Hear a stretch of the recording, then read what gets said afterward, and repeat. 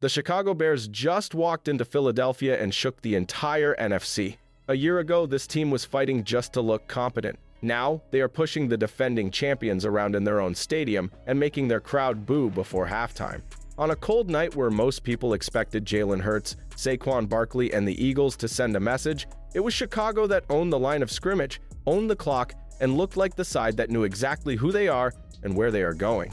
This was not a fluke shootout or a lucky bounce at the end. This was a game where the Bears lined up, ran the ball right at a proud defense, and walked out looking like a real NFC threat. You look at what actually happened in that game, and it feels like a team that has finally found its identity. The Bears finished with well over 400 yards of total offense and more than 280 rushing yards on the road against a front that has made a living stuffing running backs and smashing pockets. Drive after drive, the offensive line fired off the ball, the tight ends crashed down, the backs hit the holes with no fear, and the Eagles' front that used to push people backward was suddenly the one getting moved. At the same time, the defense kept creating chaos, closing off escape lanes for Jalen Hurts, taking the ball away and turning that famous quarterback sneak into a turnover instead of an automatic first down. When you can walk into that building and beat that team in that way, the rest of the conference has to stop laughing and start paying attention. What makes it even more wild is knowing where this story really started for Caleb Williams. This polished, physical version of Chicago that you see now is built on top of a season where their young quarterback was getting hit, questioned, and picked apart while the rest of the league rushed to call him a bust. 1 year ago, the Bears were losing tight games to teams like Detroit because the sideline froze at the worst possible moments, and Caleb Williams was trying to carry an unstable roster with a staff that did not last the year. Now you see Ben Johnson on the headset, a clear plan in place, a tough offensive line in front of him, and a defense that takes the ball away for fun. To really understand how big that shift is, you have to go back to that first chaotic year for Caleb Williams and see what he had to survive before any of this was possible. But before we get into that, hit that like and subscribe button for more Bears and all the NFL content. Let's aim for 500 likes on this video. The Chicago Bears threw Caleb Williams into the fire and then kept changing the rules on him. One of the clearest moments came on that road game in Detroit on Thanksgiving, when Caleb Williams had the Lions on the ropes and a timeout still in his pocket. Instead of calming everything down, calling that timeout, and giving their young quarterback a clean look at the end zone, the staff froze. Caleb Williams had to rush everyone to the line, call the play at full speed, and fire a shot into the end zone with the clock running. The Bears walked off that field with a painful loss that did not belong on their quarterback. It belonged on the lack of structure around him, and it became a preview of how his first year would feel. That whole year before this turnaround started was pure chaos for a rookie quarterback. All offseason, Caleb Williams studied the plan that Matt Eberflus and Shane Waldron wanted to run. He learned their language, their reads, their timing, only to see Waldron fired early in the season and Eberflus gone soon after, with Thomas Brown suddenly moved into the play caller role and then into the top job on the sideline. The most disturbing part is what Caleb Williams admitted later, that there were weeks where no one on the staff consistently sat with him to go through his decisions, so he ended up watching film by himself or with his dad. You should never hear that about a rookie first overall pick, the same way you never want to hear Michael Penix Jr. talk about feeling alone in Atlanta. A young passer needs a steady voice in his ear, not a revolving door. On top of all that, the day-to-day football situation was brutal. The interior of the offensive line collapsed far too often. The run game was near the bottom of the league, which meant no balance and no real fear of play action, and Caleb Williams had to drop back over and over while rushers flew into the pocket almost untouched. A lot of people pointed at the sacks and said he held the ball too long. And yes, there were snaps where he tried to create too much, but many of those hits came before a normal play even had time to breathe. Even in that environment, he still finished with 20 passing touchdowns to 6 interceptions, which is a very strong line for any rookie, let alone one in a broken setup. That is why the loud bus talk never really matched the tape, and it sets the stage for why the arrival of Ben Johnson and a trench-first rebuild changed everything that came next. When Ben Johnson walked into the Chicago Bears building, everything finally started to look like a plan instead of an experiment. Instead of chasing quick fixes at wide receiver and hoping Caleb Williams would simply save them, General Manager Ryan Poles and his new head coach went straight to the heart of real football, the offensive line, and the run game. They did not just talk about being physical, they backed it up with talent. Drew Dalman arrived to steady the middle at center. Jonah Jackson came over from Detroit with full knowledge of how Ben Johnson wants his line to operate. Joe Thuney, an all-pro level guard from Kansas City, brought championship habits into that room. Suddenly, the front that used to get walked backward was filled with players who know how to move people on purpose. On the edges, the Bears finally have a tackle group that matches that mindset. Darnell Wright is settling in as a powerful presence on the right side. Ozzie Trapillo and Theo Benedette have grown into real options at left tackle, while Braxton Jones gave them important snaps before his injury and now becomes depth instead of desperation.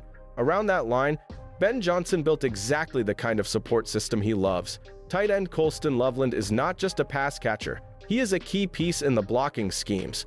Kyle Monangai brings vision and toughness as a runner. DeAndre Swift adds burst and receiving ability. On the outside, you have DJ Moore, Rome Odunze, Luther Burden, and Cole Kmet, which means defenses cannot just pack the box and dare Chicago to throw. The structure is clear now. This is an offense that wants to punch first, then punish you when you overreact. You can see the fingerprints of that Detroit pass all over the playbook, but this version is built for Caleb Williams and his skill set. Heavy packages with 2 or 3 tight ends force defenses to respect the threat of a downhill run. Then Ben Johnson flips the look into bootlegs, play action, and layered routes that give his quarterback clean answers.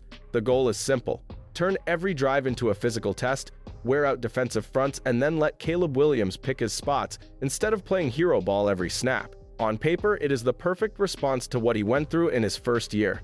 But building that kind of system in live games is never smooth.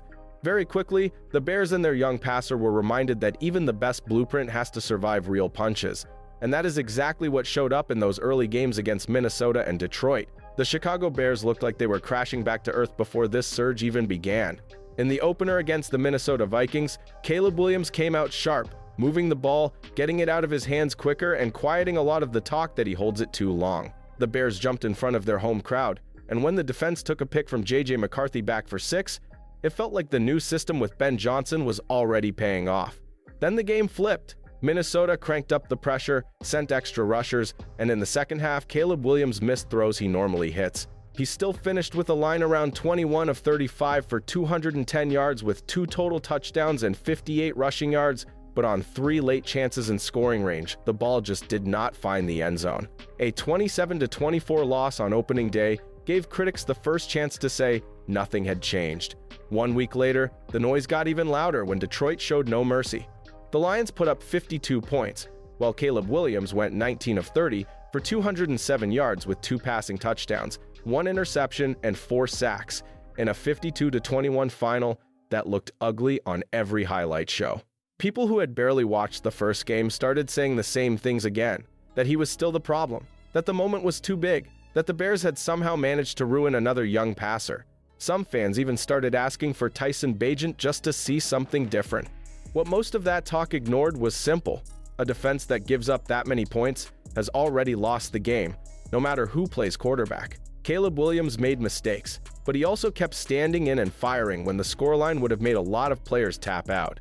What really mattered was how Ben Johnson and the locker room responded to those early hits. There was no panic press conference, no public finger pointing at Caleb Williams, no wild scheme change to chase quick applause. Instead, Ben Johnson kept talking about getting more push in the run game, finding a better rhythm on early downs, and helping his quarterback see answers faster against pressure. Inside the building, the message was that the plan was sound, but the details had to sharpen, and the team had to become much better at closing out tight games. From that point on, every week turned into a test of whether Chicago could finish, whether they could win ugly when needed, and whether their young leader could grow through the chaos. That is when the Bears started turning into what fans now call the cardiac version of this team, and that stretch is where the story really takes off. The turning point for the Chicago Bears was not a lucky bounce. It was a night when the offense finally exploded the way fans had imagined. Against the Dallas Cowboys, Caleb Williams put together the kind of performance that makes a franchise believe it hit on its guy. He threw 4 passing touchdowns, piled up over 300 passing yards, and kept answering every punch from a defense that still has serious talent up front. People tried to brush it off by saying the Cowboys' defense was struggling, but that same unit was being called dangerous earlier in the year. And their coordinator, Matt Eberflus, knew Caleb Williams better than anyone from his time in Chicago. Instead of being exposed by that familiarity, Caleb Williams showed how far he had come in Ben Johnson's system, using his legs when needed, taking the easy throws when they were there, and attacking when Dallas gave him one-on-one chances. Right after that, the Bears started living on the edge in a way that tested their nerve every week. On the road against the Raiders, Max Crosby crashed the pocket over and over, yet Caleb Williams stayed calm in the fourth quarter, guiding a late drive that set up a narrow 25-24 win. In another tight game, the defense picked off Geno Smith 3 times and still had to block a last-second field goal to survive. Against the Washington Commanders, Jaden Daniels made plays with his legs, but Caleb Williams answered with 2 total touchdowns and clean football, letting his defense and special teams close it out by 1 point again. None of these wins were pretty. They were messy, they were stressful, and they were exactly the kind of finishes this team used to lose when everything fell on the young quarterback with no help. The real sign that something deeper had changed came when the Bears started winning even on nights when Caleb Williams did not have his best. Against the New Orleans Saints, he threw for under 200 yards with 1 interception, yet the run game and defense slammed the door in a 26-14 win. A week later, a hot streak hit a wall against the Baltimore Ravens when Caleb Williams was late on reads and threw a costly pick in a 30-6 loss, reminding everyone he is still early in his career. The response was a wild shootout over the Bengals where he went 20 of 34 for 280 yards and 3 touchdowns, and kept finding Colston Loveland in huge spots. Then another late push against the Giants after Jackson Dart left hurt, where Caleb Williams came back in and finished the job. Through this whole stretch, the rushing attack climbed from near the bottom of the league to second in rushing offense, with Kyle Monangai and DeAndre Swift hammering defenses behind a line that was finally winning up front. The Bears had become the league's latest cardiac team, but there was still one question hanging over them: could this new identity hold up when they walked into a place like Philadelphia and faced a champion-level roster on the road? The Chicago Bears defense looks like it was built in a lab for chaos, and at the center of it is coordinator Dennis Allen. This group does not sit back and hope for stops. It hunts the ball. Week after week, they keep climbing the charts and takeaways until you look up and realize they are at the top of the league in forcing turnovers. What used to be a unit that bent late in games is now one that swings entire drives with 1 snap, turning pressure into bad throws, strip sacks, and tipped passes that never had a chance. The confidence is obvious. Corners jump routes, safeties close windows with no hesitation, and every lineman believes he can punch the ball out when he gets there.